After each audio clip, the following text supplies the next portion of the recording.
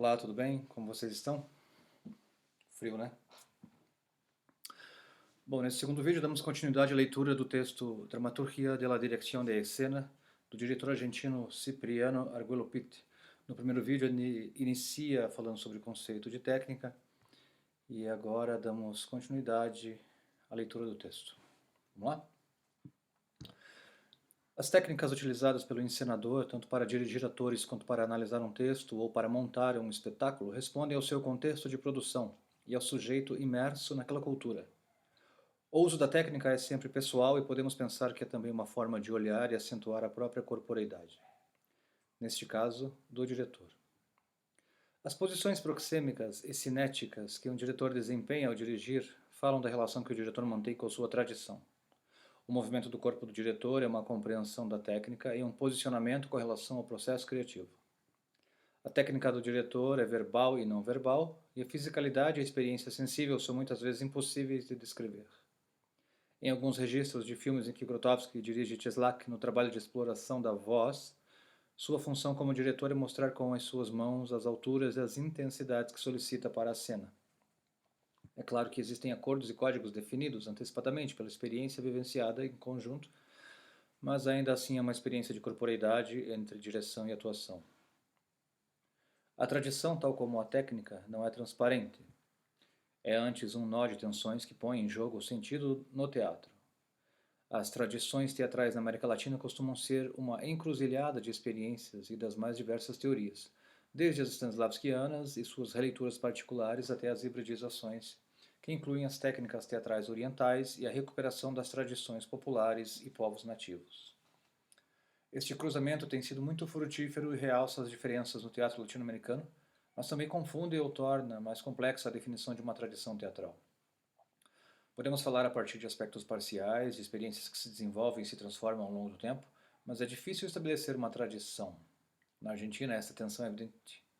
Na Argentina, esta tradição é evidente e, embora haja quem promulgue e tente levar uma teoria e uma técnica da forma mais uniforme possível, a maior parte das experiências fala de cruzamentos. A formação teatral formal e não formal indica o entrelaçamento de aprendizagens diversas, muitas vezes até contraditórias entre si, mas que no desenvolvimento da poética pessoal encontram relações inesperadas. A tradição, de alguma maneira, impõe um exemplo. Este é um modelo a seguir, é uma ideia de teatro. O diretor, pelo menos, mostra que é capaz, mesmo discutindo o exemplo, de fazer parte da tradição teatral, relembrando a frase de Sontag em La Estética del Silencio, ensaio de 67, onde ela afirma que uma das renúncias impecáveis à tradição artística como resistência é de deixar de produzir arte, e que de alguma maneira sempre o sistema volta a compreendê-lo e reacomodar as manifestações da vanguarda no marco do sistema artístico. A tradição é por si opaca, se o sentido como aquele que aparece como um bem cultural comum a transmitir é parcial, porque supõe uma seleção do bem. A transmissão de uma técnica contém um número de implicações não verbais condicionadas pelos contextos da transmissão. O que se transmite faz parte de uma experiência, nunca a mesma experiência. Um saber fazer, mas de acordo com um contexto determinado, que por sua vez é dinâmico e cambiante, o que permite aliviar a relação mestre-discípulo, a do sujeito experiente para com o recém-chegado. Mas os discípulos às vezes se opõem aos seus professores, ao mesmo tempo que partem de seus ensinamentos para negá-los, pois no processo eles têm outras experiências do ensino e do objeto ensinado, outras concepções, outras crenças e outras implicações. O exemplo disso é a relação entre Stanislavski e Meyerhold. Nos escritos teóricos, Meyerhold diz: Stanislavski pensa igual a mim. Ambos abordamos a situação, ambos abordamos a solução de um território, como os construtores do túnel abaixo dos Alpes. Cada um avança por seu lado, mas no meio nos encontraremos com segurança. O teatro e sua técnica, neste sentido, não avançam, mas bem criam um sedimento. O teatro e sua técnica, neste sentido, não avançam, mas bem criam um sedimento que permite que experiências passadas sejam retomadas e propostas em novas técnicas. É assim que diversos diretores recuperaram técnicas que as disponibilizam novamente para serem reatualizadas em outros contextos. No México, me chamou a atenção como o teatro do Siglo de Ouro faz parte da formação das escolas teatrais, questão que não é desenvolvida na Argentina. ou como a tradição do texto na Argentina foi reformulada por dramaturgos contemporâneos após sérias disputas com estudiosos e professores sobre as definições do que é dramaturgia. Cada contexto enfoca problemas particulares da arte teatral. Cada contexto enfoca a arte teatral segundo seus contextos particulares. Uma técnica depende dos assuntos que você propõe. De outro campo, mas que parece bastante exemplificador, é a experiência que narra Moshe Feldenkrais em La Dificuldade de ver lo obvio. Durante as audições para realizar um conjunto de espetáculos de alta exigência que exigiriam um trabalho minucioso, Feldenkrais, depois de um período de observação dos atores e atrizes, chega à conclusão de que cada um deles realiza uma série de operações específicas com seu corpo que dependem tanto de seu aprendizado e habilidades, quanto de seu esquema corporal. Portanto, padronizar as ações com o propósito de tornar o movimento mais eficiente implicaria em um aprendizado particular para cada criador e nunca uma uniformidade de movimento. Desse modo, se entende que o aprendizado de uma técnica depende também da experiência da própria corporalidade. Na direção onde o verbal não é central, a experiência do corpo modifica totalmente a prática teatral. Creio, além disso, que o que pode resultar provado para nós pode ser desinteressante ou prejudicial para outros. A técnica teria a ver com as perguntas que circulam, tal como assinala Bogart. Um dos aspectos técnicos fundamentais é a memória. Uma das tarefas do diretor é poder pensar em quais linhas de trabalho se insere sua própria prática. Com quem dialogamos? Quais são as experiências teatrais que nos qualificaram para esta profissão? Bogart questionou vários diretores sobre quais foram os espetáculos que viram ao longo de sua vida e quais os modificariam para sempre, com quais sentiram que aquele espetáculo que viam era os que queriam para si, o que experimentariam teatralmente a plenitude da energia, do contágio, do entusiasmo pelo teatro. Na maioria das vezes a resposta é um punhado muito pequeno de espetáculos. A tradição teatral é de alguma forma uma reprodução de uma busca de sentido e de sua própria inspiração. Por isso, assistir espetáculos que nada têm a ver com a nossa tradição também faz com que questionemos nossa própria história. Artaud é o exemplo. Assistiu a uma representação teatral de Bali, Indonésia, pensando que o teatro ocidental era demasiado submisso à literatura dramática. Nosso teatro, preso em um exercício puramente verbal, ignorou o que deveria sustentá-lo, especialmente aquilo que acontece na cena, tudo quanto esse ar cênico mesura e circunscreve e toma corpo no espaço. Movimento, formas, cores, vibrações, atitudes, gritos. Isso foi escrito por Artaud em O Teatro e Seu Duplo, em 64, publicado originalmente em 38. Sua reação se deve à sua experiência, mas também à presença de um estranho exemplo que o faz encontrar seu próprio poder criativo.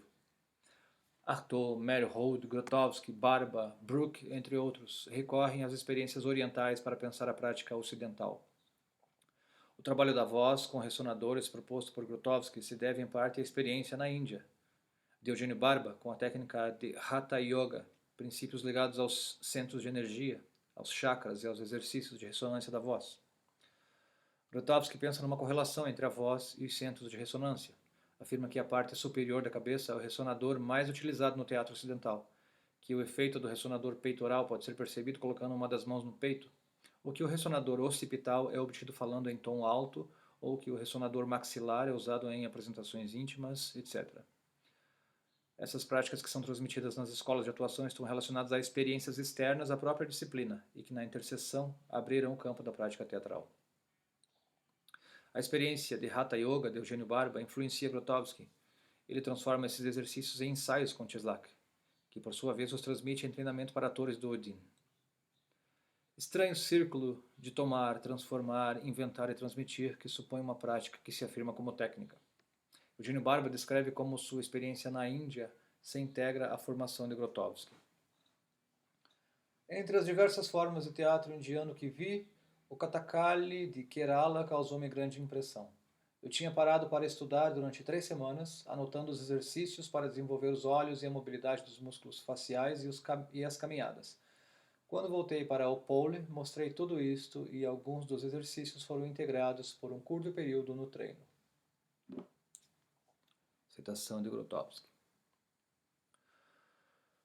Assinala Bogart. Um dos aspectos técnicos fundamentais é a memória. Uma das tarefas do diretor é poder pensar em quais linhas de trabalho se insere em sua própria prática. Com quem dialogamos? Quais são as experiências teatrais que nos qualificaram para esta profissão? Bogart questionou vários diretores sobre quais foram os espetáculos que viram ao longo de sua vida e quais os modificariam para sempre, com quais sentiram que aquele espetáculo que viam era os que queriam para si, o que experimentariam teatralmente a plenitude da energia, do contágio, do entusiasmo pelo teatro. Na maioria das vezes, a resposta é um punhado muito pequeno de espetáculos. A técnica exige repetição e isso funciona dentro da própria definição de teatro.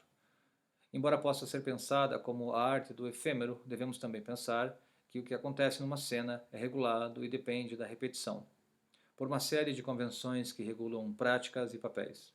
De fato, a organização dos tempos de um ensaio se vincula a uma ideia e a uma aprendizagem de teatro. Já participei de ensaios onde o aquecimento do corpo é essencial para o trabalho e em outros onde esse espaço é ocupado pela análise de textos. O que podemos analisar é que, assim como a narração, a técnica exige um desenvolvimento, uma narrativa.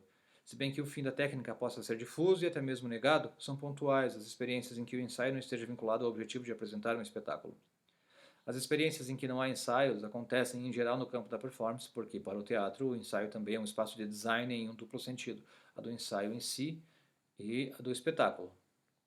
É por isso que a ideia de alteridade aparece na abordagem técnica. A técnica, então, é dupla.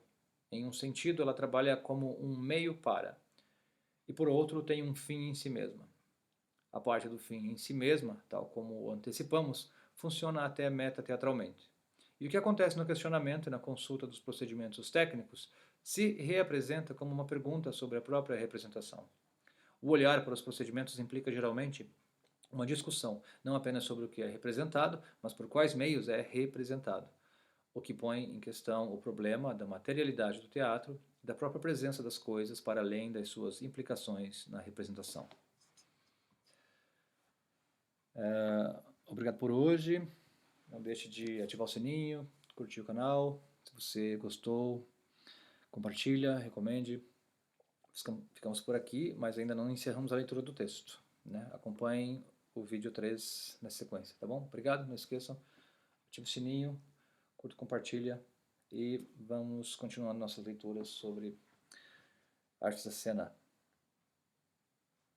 Um abraço.